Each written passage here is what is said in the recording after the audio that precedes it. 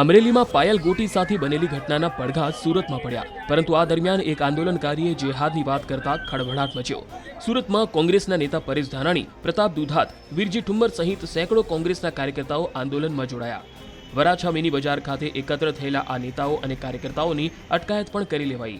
કોંગ્રેસ કાર્યકર્તાઓએ મંજૂરી વિના જ ધરણા કરતા પોલીસે અટકાયત કરી લીધી।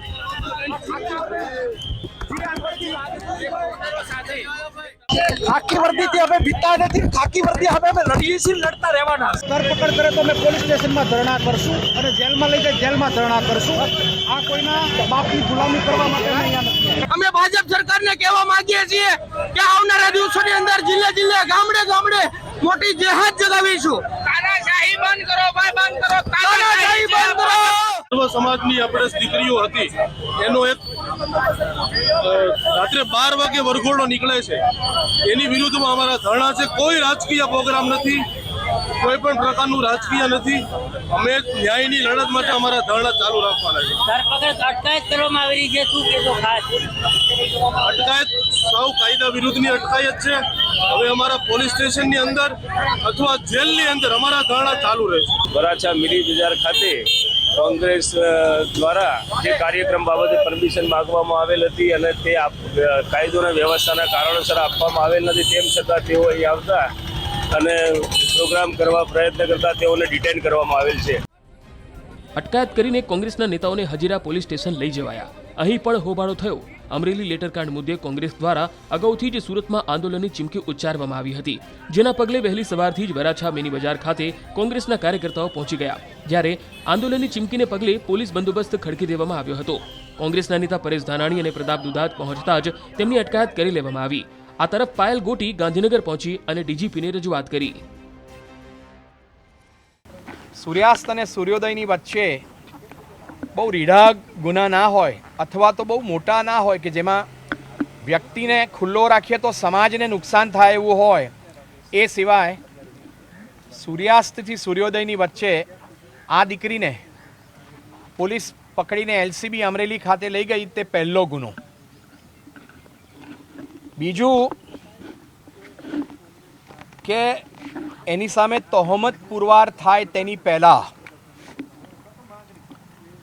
એસપી સંજય કોરાટની ઓફિસમાં પ્રેસ કોન્ફરન્સ કરી અને દીકરી પાયલ ગોટીને અને 3 આરોપીઓને અન્ય પોલીસ અધિકારીઓ અને કર્મચારીઓની વચ્ચે ઊભા રાખ્યા અને એવું પ્રદર્શન કર્યું કે આ લોકો જાણે રીઢા ગુનેગાર છે ને એ લોકોએ તો કંઈ શું કરી નાખ્યું છે। આ લોકો ડ્રગ પેડલર નથી, આ લોકો આતંકવાદી નથી, આ લોકો કંઈ મોટા બુટલેગર નથી અને આ લોકોએ અનેક ગુના નથી કર્યા। એક પણ ગુનો આ લોકોના નામે નોંધાયો નથી। પ્રેસ કોન્ફરન્સમાં ગુનો પુરવાર થાય તેની પહેલાં એસપી સંજય કોરાટની ઓફિસમાં આ લોકોને આઈડેન્ટિટી ડિસ્ક્લોઝ કરવી એ પણ બીજો ગુનો પોલીસે કર્યો છે, કારણ કે આ રીતે તહોમતદારોને ગુનો પુરવાર થાય તેની પહેલાં લોક સમક્ષ, છાપા સમક્ષ અને મીડિયા સમક્ષ મૂકવા તે તેમની આબરૂ લૂંટવા સમૂહ છે। ત્યારબાદ કોર્ટમાં રજૂ કરાય તેની પહેલાં પાયલ ગોટીને અને 3 આરોપીઓને અમરેલી શહેરમાં સરઘસ કાઢીને ફેરવ્યા।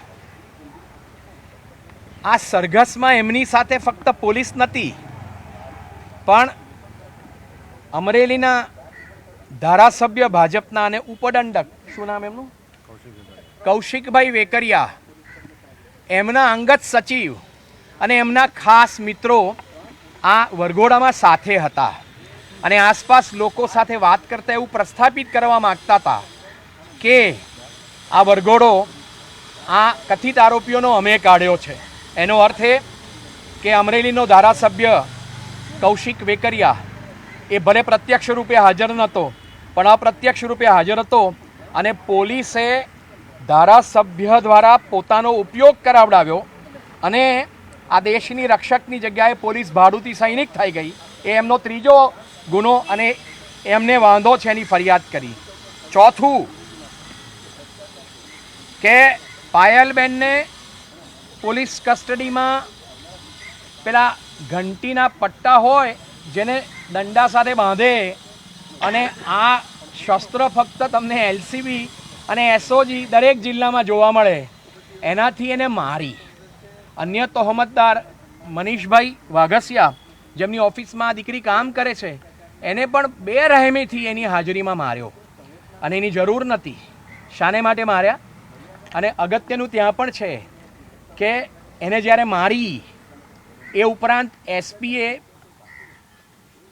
આ બહેન જે જગ્યાએ નોકરી કરે છે એ વ્યક્તિને, બીજેપીનો પીઢ કાર્યકર છે, તેને માર્યો ત્યારે પણ બીજેપીના ધારાસભ્યના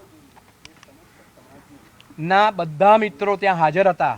પહેલાં તો અમરેલીના પ્રજાનો જેમણે વિશ્વાસ જીત્યો છે ને ખૂબ કાયદા કાનૂન વ્યવસ્થામાં સુકાન સંભાળ્યું છે એવા પૂર્વ અમરેલીના એસપી અને હાલમાં સ્ટેટ વિજિલન્સની કમાન જેમના સાથે જવાબદારી છે એવા નિલિપ્ત રહીને જવાબદારી સાથે તપાસ સોંપી છે. એટલે સરકાર તરફે ખૂબ સારો એવો નિર્ણય છે અને આ નિર્ણયથી લોકોમાં એક ન્યાયની આશા પણ બંધાય છે.